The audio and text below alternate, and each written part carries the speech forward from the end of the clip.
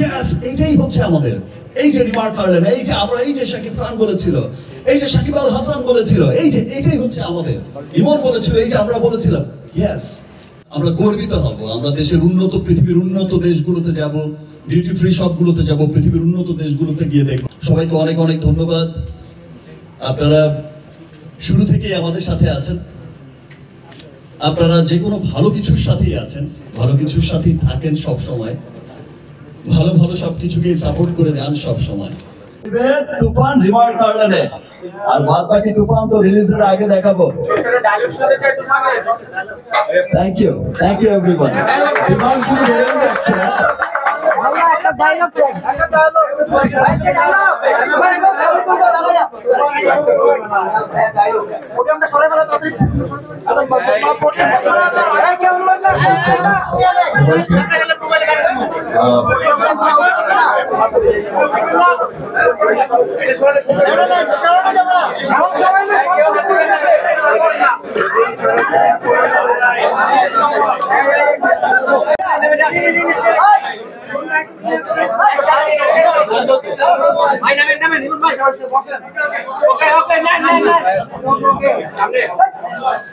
আপনি কিন্তু কথা শুনলেন না ভাই। হ্যাঁ না বলে সঙ্গাইছেন না।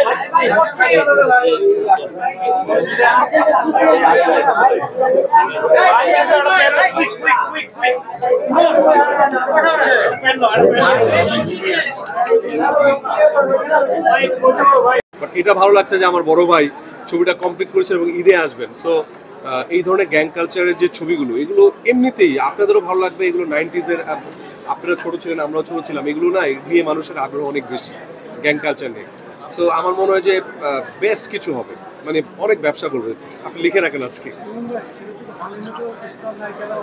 হ্যাঁ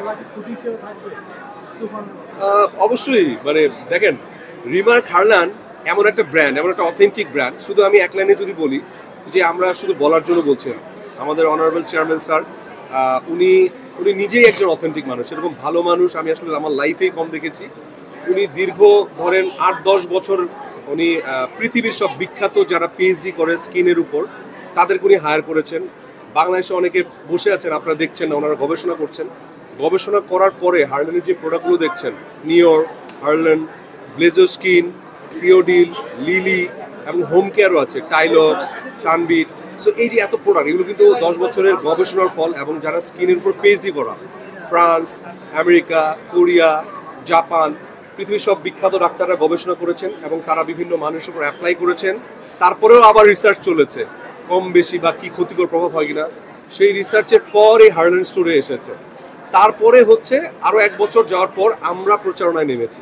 সো এটা আসলে অনেক দিনের জার্নি, অনেক দিনের জার্নির পরেই আসলে এই রিমার্ক হারল্যান্ডটা হয়েছে। এই জন্য আপনি যেটা বলছেন যে খুঁটি, মিম মেহজাবিন বা অপু বিশ্বাস বা পরিমণি, আরও যারা নায়িকা আছেন, নুসরাত ফারে, তারা তো ইদানিং বিভিন্ন জায়গায় বলেই বসছে যে আমরা হারল্যান্ডের প্রোডাক্ট ছাড়া ইউজ করতেই ভালো লাগে না। সো এটাই হচ্ছে আস্থার জায়গা। জি ভাই,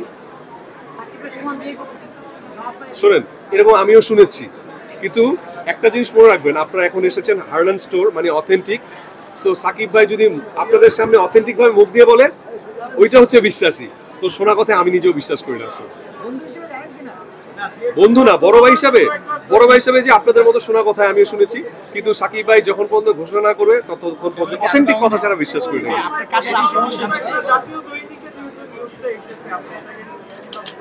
শোনেন, নিউজটা তার আমি করিনি, নিউজটা করেছে আপনার মতোই একজন, আমাদেরই ভাই।